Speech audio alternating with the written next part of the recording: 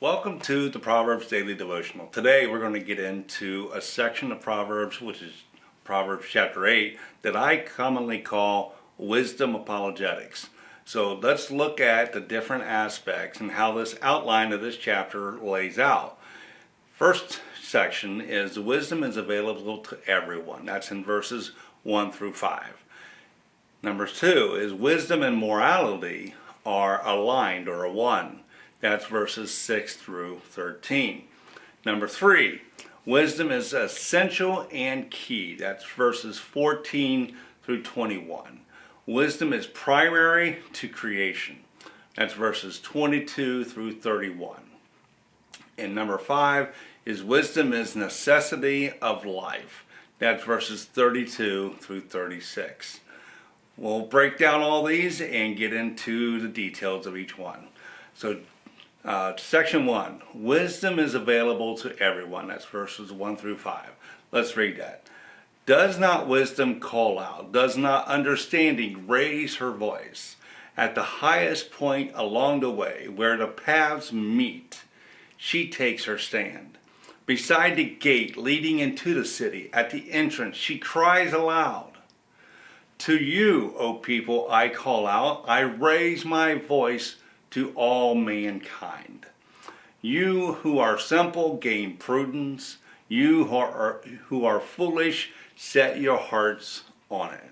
This passage talks about wisdom literally being available to everyone in every part of the city or the land.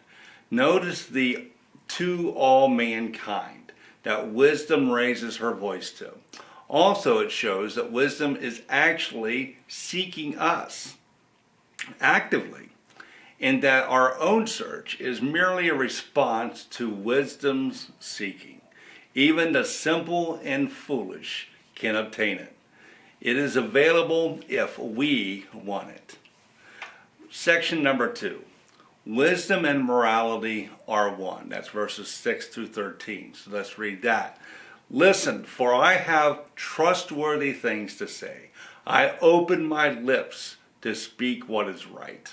My mouth speaks what is true. My lips detest wickedness. All of the words of my mouth are just. None of them are crooked or perverse. To the discerning, all of them are right. They are upright to those who have found knowledge. Choose my instruction instead of silver, knowledge rather than choice gold. For wisdom is more precious than rubies, and nothing you desire can compare to her. I, wisdom, dwell together with prudence. I possess knowledge and discretion. To fear the Lord is to hate evil. I hate pride and arrogance, evil behavior and perverse speech. So while verses 1 through 5 make wisdom available and down to earth, this passage shows that wisdom is certainly not of the world or worldly. These verses establish that wisdom and godliness are together on this. And wisdom's view of right and wrong is morally perfect. Verse says that wisdom has trustworthy things to say. God's wisdom can be trusted. Verse 9 says that the wisdom's words are upright to those who have found knowledge. Verses 10 and 11 show that the value that wisdom has on our lives. Wisdom allows us to make good use of what we have, and even to prosper, which is talked more about in verse 18. And more importantly, wisdom allows us to be good and to do good. Further talked about in verse 19. And then finally, verses 12 and 13 of this particular passage are together in thought. Wisdom is resourceful with knowledge and discretion. More importantly, it is firmly rooted in the fear of the Lord. And as such, God's wisdom is free from the worldly influences on it. So it is nothing of the world. It's purely godly wisdom. Note that the word hate is used twice in this passage. The second time actually spoken by wisdom. You can see that wisdom and godliness are aligned together. What is evil to one is evil to the other. Section 3, the rewards of wisdom. That's Proverbs 8:14 through 21. Counsel and sound judgment are mine. I have insight. I have power. By me kings reign and rulers issue decrees that are just. By me princes govern and nobles, all who rule the earth. I love those who love me, and those who seek me find me. With me are riches and honor, enduring wealth and prosperity. My fruit is better than fine gold. What I yield surpasses choice silver. I walk in the way of righteousness, along the paths of justice, and bestow a rich inheritance on those who love me, and making their treasuries full. So verses 14 through 17, you'll notice that there are personal pronouns of mine, I, and me. They're emphatic. So that is actually wisdom that dominates those verses there. Then the promise of those who are seeking is at the end of 17. Those who seek me will find me. The benefits are certainly immaterial, but they can be material as well. In verses 15 and 16, rulers need wisdom to be just. Verse 18, riches and wealth are with honor. Then with 20, it shows with righteousness. And then verse 19 expands from the verse 10 and 11 above. Wisdom is better than gold as a source, but wisdom's product is better than gold as well. So we see the value of gold and value of wisdom on our lives. So now let's talk about section 4, which is the wisdom's part in the creation of everything. Proverbs chapter 8, verse 22 through 31. The Lord brought me forth as the first of his works, before his deeds of old. I was formed long ages ago, at the very beginning, when the world came to be. When there was no watery depths, I was given birth. And when there were no springs overflowing with water, before the mountains were settled into place, before the hills, I was given birth. Before he made the world, or the fields, or any of the dust of the earth, I was there when he set the heavens in place, when he marked out the horizon on the face of the deep, when he established the clouds above and fixed securely the fountains of the deep, when he gave the sea its boundary so the waters would not overstep his command, and when he marked out the foundations of the earth. Then I was constantly at his side.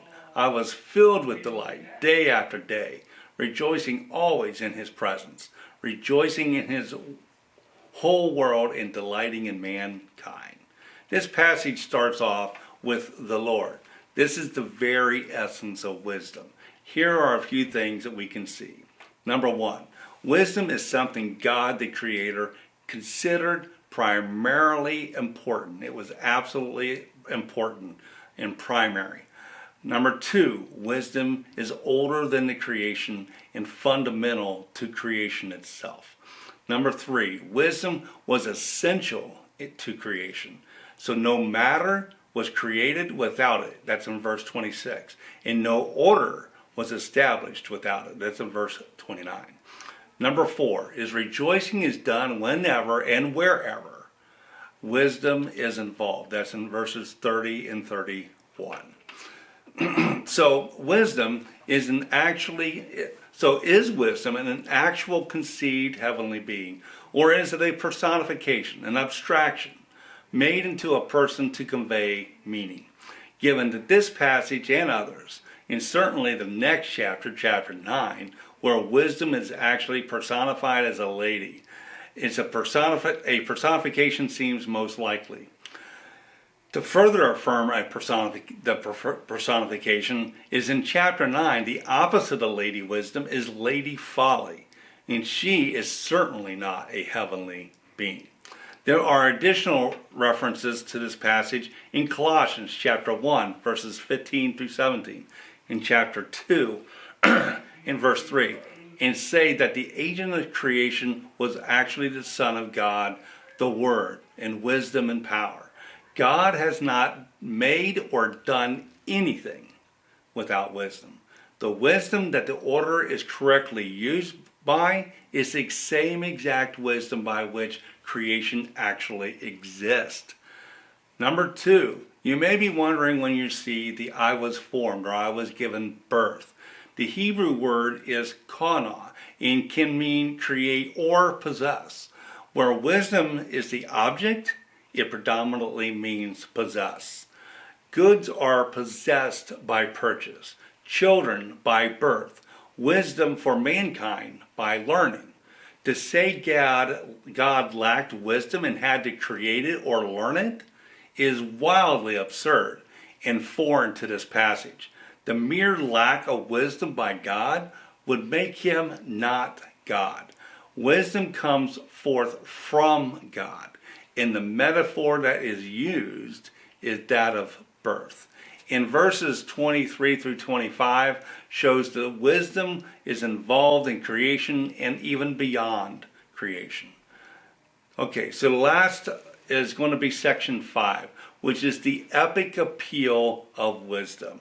That's verses 32 through 36. Let's read it. Now then, my children, listen to me.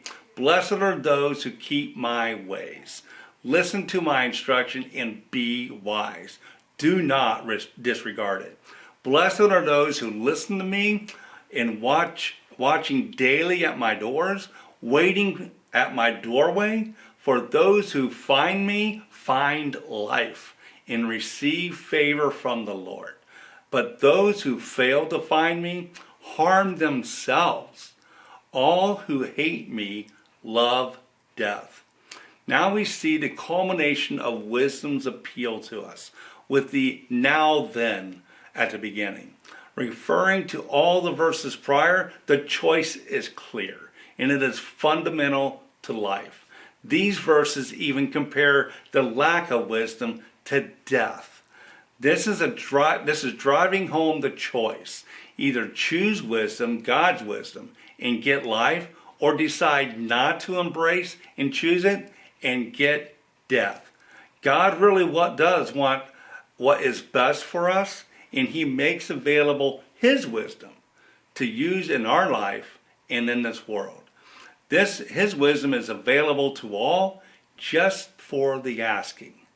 God wants a personal and intimate relationship with us, and it's our choice. Thank you for joining me today, and we'll look forward to seeing you next time. God bless.